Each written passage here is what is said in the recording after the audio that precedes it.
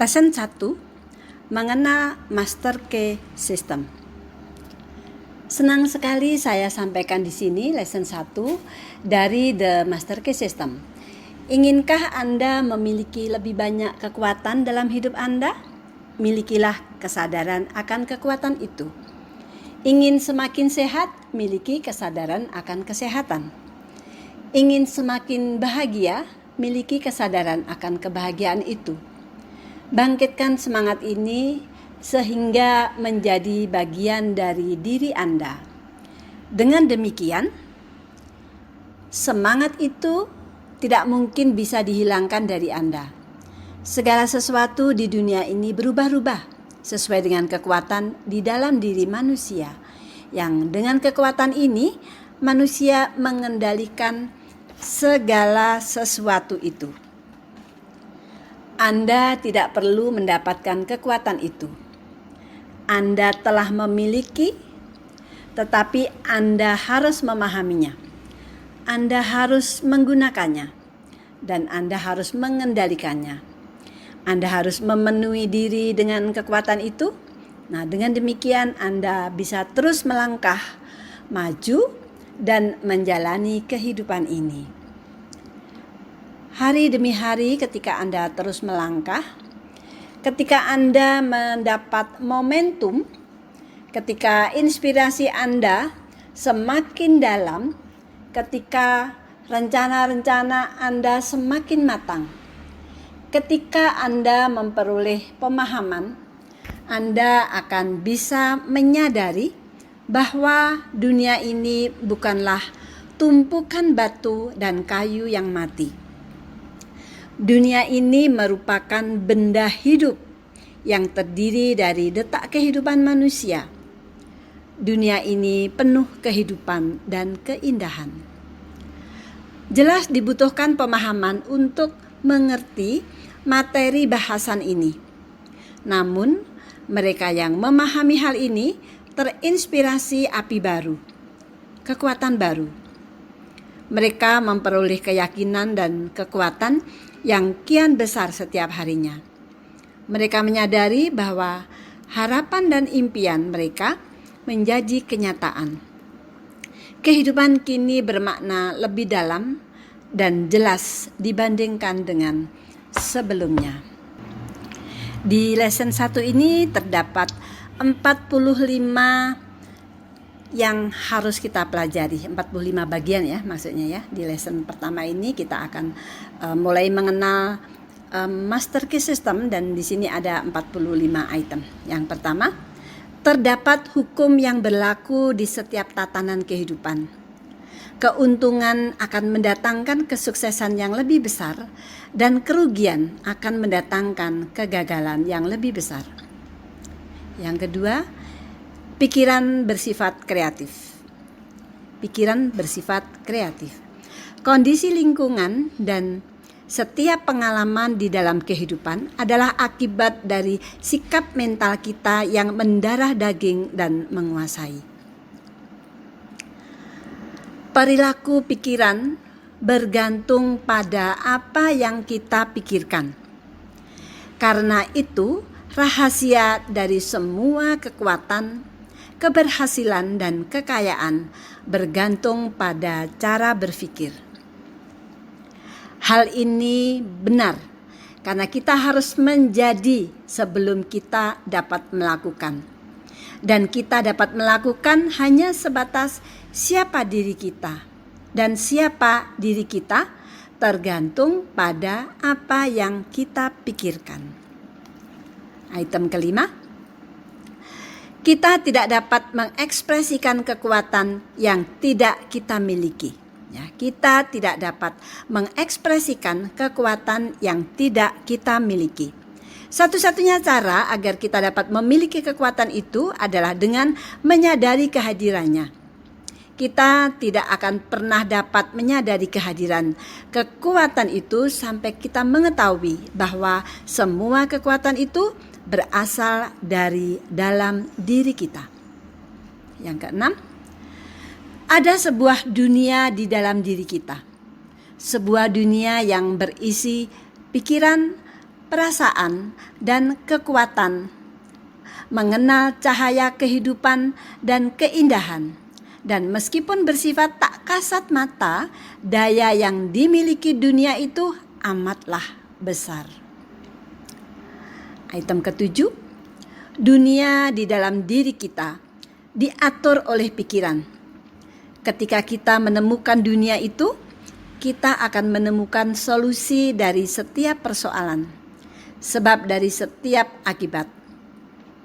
Karena dunia di dalam diri kita berada di bawah kendali kita, maka semua hukum tentang kekuatan dan kepemilikan juga berada di bawah kendali kita. Dunia di luar diri kita merupakan cerminan dari dunia dalam diri kita. Apa yang tampak di luar diri kita adalah apa yang ada di dalam diri kita. Di dunia di dalam diri terdapat kearifan yang tak terbatas, kekuatan yang tak terbatas, dan persediaan tak terbatas dari segala sesuatu yang penting bagi kehidupan. Semua itu sedang menunggu untuk disingkapkan, untuk dikembangkan, dan untuk diekspresikan. Jika kita mengenali semua potensi yang ada di dalam diri kita, kita semuanya akan terwujud pada dunia di luar diri kita. Keharmonisan pada dunia dalam diri akan tercermin pada dunia di luar diri kita, berupa keadaan yang harmonis, lingkungan yang nyaman, dan kondisi terbaik dari semua hal itu. Ini adalah dasar dari kesehatan dan inti penting dari terciptanya semua kemuliaan, kekuatan, dan pencapaian kesuksesan. Keharmonisan di dunia di dalam diri kita adalah kemampuan untuk mengendalikan pikiran kita dan menentukan bagi kita sendiri bagaimana setiap pengalaman akan memberikan dampak bagi kita. Keharmonisan di dunia di dalam diri kita terwujud dalam bentuk optimisme dan kekayaan. Kekayaan di dalam diri kita akan terwujud menjadi kekayaan di luar diri kita. Dunia luar diri kita mencerminkan keadaan dan kondisi dari kesadaran yang berada di dalam diri kita. Jika kita menemukan kearifan di dunia di dalam diri kita, kita akan memperoleh pemahaman untuk dapat menilai dan dengan seksama berbagai kemungkinan hebat yang bersifat laten di dunia dalam diri kita. Kita akan dianugerahi kekuatan untuk mewujudkan berbagai kemungkinan itu pada dunia di luar diri kita. Ketika kita menyadari akan kearifan yang terdapat di dalam diri kita, kita telah meraih kearifan itu secara mental. Dengan mencapai hal itu, kita sesungguhnya memiliki kekuatan dan kearifan yang diperlukan untuk mewujudkan berbagai hal penting yang dibutuhkan bagi perkembangan diri kita yang paling menyeluruh dan selaras. Dunia di dalam diri kita adalah ranah praktis. Di dunia di dalam diri manusia yang memiliki kekuatan, baik pria maupun wanita, memunculkan keberanian, harapan, antusiasme, keyakinan, kepercayaan, dan iman. Dengan melakukannya, mereka diberikan kecerdasan tinggi untuk melihat visi dan keahlian praktis untuk mewujudkan visi itu. Kehidupan merupakan sebuah penyingkapan, bukan proses penambahan. Apa yang terjadi pada kita di dunia luar diri merupakan manifestasi dari apa yang telah kita miliki di dunia di dalam diri. Semua kepemilikan berasal di dalam kesadaran. Semua pencapaian merupakan hasil dari kesadaran akumulatif. Semua kegagalan adalah hasil dari kesadaran yang tercerai-berai. Efisiensi mental bergantung pada keselarasan. Pertentangan berarti kebingungan. Karena itu, barang siapa yang hendak memiliki kekuatan harus mampu menyelaraskan diri dengan hukum alam. Pikiran objektif menghubungkan kita dengan dunia luar. Otak sebagai organ pikiran dan sistem saraf cerebrospinal memampukan kita untuk berkomunikasi secara sadar dengan setiap bagian tubuh. Sistem saraf inilah yang merespon setiap sensasi, sinar, panas, bebauan, suara, dan cita rasa. Apabila pikiran kita berfungsi dengan benar, apabila pikiran memahami kebenaran, apabila pikiran dikirimkan ke tubuh melalui sistem saraf cerebrospinal itu bersifat konstruktif, maka sensasi yang dimunculkan pun menyenangkan dan harmonis. Akibatnya kita membangun kekuatan, vitalitas, dan semua tenaga konstruktif di dalam tubuh kita. Namun melalui pikiran objektif yang sama pula, kita mengalami tekanan, kesakitan, kekurangan, keterbatasan, dan berbagai bentuk ketidakharmonisan dan pertentangan. Karena itu melalui pikiran objektif, karena pikiran yang keliru, kita terhubung dengan berbagai kekuatan yang bersifat destruktif. Pikiran bawah sadar menghubungkan kita dengan dunia dalam diri. Saraf di perut di bagian atas atau disebut juga dengan plexus solar merupakan organ pikiran ini. Saraf juga memiliki sistem yang mengendalikan sensasi subjektif seperti kegembiraan, ketakutan, cinta, emosi, pernafasan, imajinasi, dan berbagai fenomena bawah sadar lainnya. Melalui pikiran bawah sadar inilah kita terhubung dengan pikiran universal dan kita terhubung juga dengan kekuatan semesta yang bersifat konstruktif dan tak terbatas. Masih di lesson 1, selanjutnya lesson 1 nomor 23. Rahasia besar kehidupan terbentuk dari koordinasi dua pusat keberadaan kita serta pemahaman tentang fungsi-fungsinya. Seluruh semesta ini diatur oleh satu prinsip atau kesadaran yang menempati semua ruang, terutama keberadaannya bersifat sama dimanapun. Sifatnya amat kuat, bijaksana, dan selalu ada.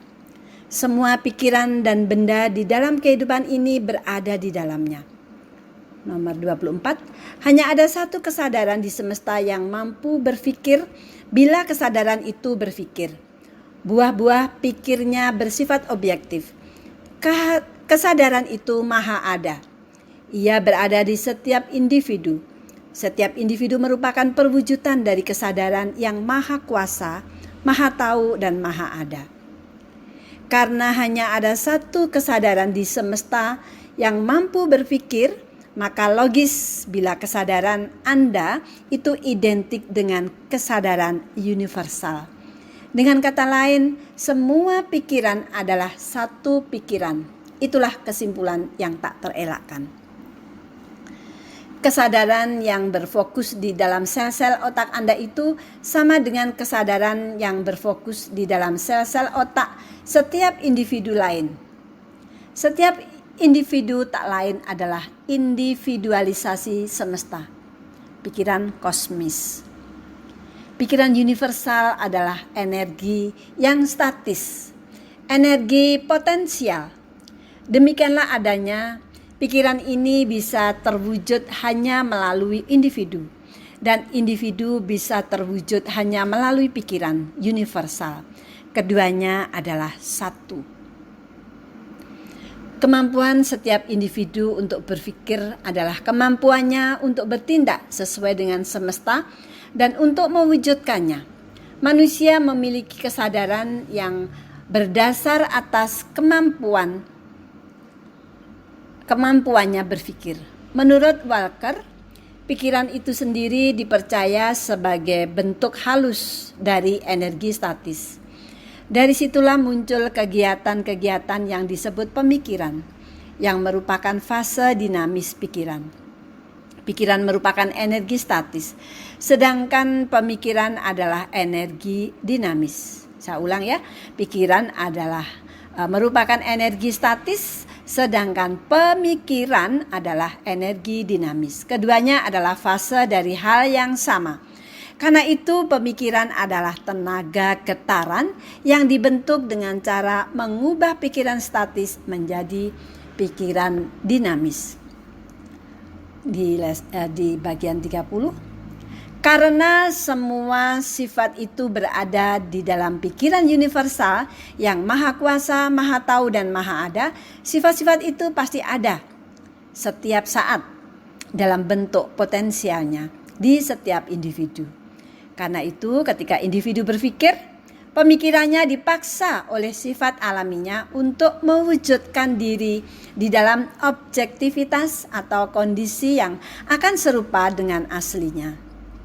Maka setiap pemikiran merupakan suatu penyebab. Ya, saya ulang. Setiap pemikiran merupakan suatu penyebab. Dan setiap kondisi merupakan suatu akibat. Karena itu, Anda perlu mengendalikan pikiran agar yang muncul hanyalah kondisi-kondisi yang diinginkan saja. Semua kekuatan berada dari dalam dan sepenuhnya berada di bawah kendali Anda. Kekuatan berasal dari pengetahuan yang tepat dan melalui latihan-latihan fakultatif tentang prinsip-prinsip yang tepat. Apabila Anda mampu memahami hukum ini secara menyeluruh dan mampu mengendalikan proses berpikir Anda, maka jelas Anda bisa menerapkannya pada setiap kondisi. Dengan kata lain, Anda akan bisa bekerja sama secara sadar dengan hukum maha kuasa dan merupakan landasan inti dari semua hal. Pikiran universal adalah prinsip kehidupan dari setiap atom di dalam kehidupan kita. Setiap atom terus-menerus berjuang untuk mewujudkan lebih banyak kehidupan lagi. Semua atom cerdas dan semuanya berjuang untuk mengarah ke tujuan yang harus mereka raih. Mayoritas umat manusia hidup di dunia luar diri mereka. Hanya sedikit yang telah menemukan dunia di dalam diri. Padahal dunia di dalam dirilah yang menciptakan dunia di luar diri itu. Dunia di dalam diri bersifat kreatif. Segala sesuatu yang Anda temukan di dunia luar diri Anda telah Anda ciptakan di dalam diri. Apabila Anda memahami hubungan antara dunia luar diri dan dunia di dalam diri, Anda akan menyadari tentang kekuatan yang dapat Anda miliki. Dunia di dalam diri adalah sebab, dunia di luar diri adalah akibat. Untuk mengubah akibat, Anda harus mengubah sebabnya. Ide ini memang amat baru dan berbeda. Kebanyakan manusia berusaha mengubah akibat dengan cara mengolah akibat itu. Mereka tidak bisa melihat bahwa yang mereka lakukan hanyalah mengubah satu bentuk stres ke stres yang lain. Padahal, untuk menghilangkan ketidakharmonisan, kita harus menghilangkan penyebabnya, dan penyebab ini bisa ditemukan hanya di dalam diri. Di semua tataran kehidupan kita melihat bahwa semua perkembangannya berasal dari dalam. Setiap tanaman, binatang, dan manusia adalah saksi hidup untuk hukum yang besar ini. Kesalahan yang terjadi di setiap zaman adalah mencari kekuatan dari luar. Dunia di dalam diri adalah sumber persediaan universal. sedangkan dunia di luar diri adalah salurannya. Kemampuan kita untuk menerima kucuran ini tergantung pada pengenalan kita pada sumber universal ini. Energi tak terbatas di mana setiap individu merupakan salurannya. Begitu pula setiap individu merupakan saluran bagi individu lainnya. Dibutuhkan proses mental untuk berkenalan dan berinteraksi dengan pikiran universal. Karena pikiran universal merupakan kecerdasan yang mengisi setiap ruang dan menghidupkan semua benda hidup. Maka aksi dan reaksi mental ini merupakan hukum sebab akibat. Tetapi prinsip sebab akibat ini tidak terbentuk di dalam di dalam individu, melainkan di pikiran universal dan merupakan proses subjektif, bukan kemampuan objektif. Sebab akibat ini terlihat di berbagai kondisi dan pengalaman. Untuk mengekspresikan kehidupan harus ada pikiran. Tidak ada yang eksis tanpa pikiran. Segala yang eksis adalah perwujudan dari substansi dasar ini. Semua hal telah tercipta dan terus-menerus tercipta dari pikiran oleh pikiran. Kita hidup di suatu samudra tak terukur yang berisi substansi pikiran yang mudah beradaptasi. Substansi ini selalu hidup dan aktif serta sangat sensitif. Ia dapat berubah bentuk sesuai tuntutan mental. Pikiran membentuk cetakan atau metrik, dan dari situlah substansi ini mengekspresikan diri. Ingatlah bahwa penerapan hukum inilah yang bernilai dan bahwa pemahaman praktis tentang hukum inilah yang akan mengubah kemiskinan menjadi kelimpahan, kebodohan menjadi kearifan, dan ketidakharmonisan menjadi harmoni, dan tirani menjadi kebebasan. Dan setiap dari sudut pandang sosial dan material, jelas tidak ada berkah yang lebih besar daripada hal-hal itu. Sekarang inilah penerapannya. Tentukan suatu ruangan di mana Anda bisa sendirian dan tidak terganggu. Duduklah dengan tegak dan nyaman, tetapi bukan dengan sikap yang bermalas-malasan. Biarkan pikiran Anda berkelana kemanapun ia suka. Tetapi tetaplah tidak bergerak selama 15-30 menit. Latihlah selama 3 atau 4 hari atau 1 minggu sampai Anda merasa dapat sepenuhnya menguasai fisik Anda.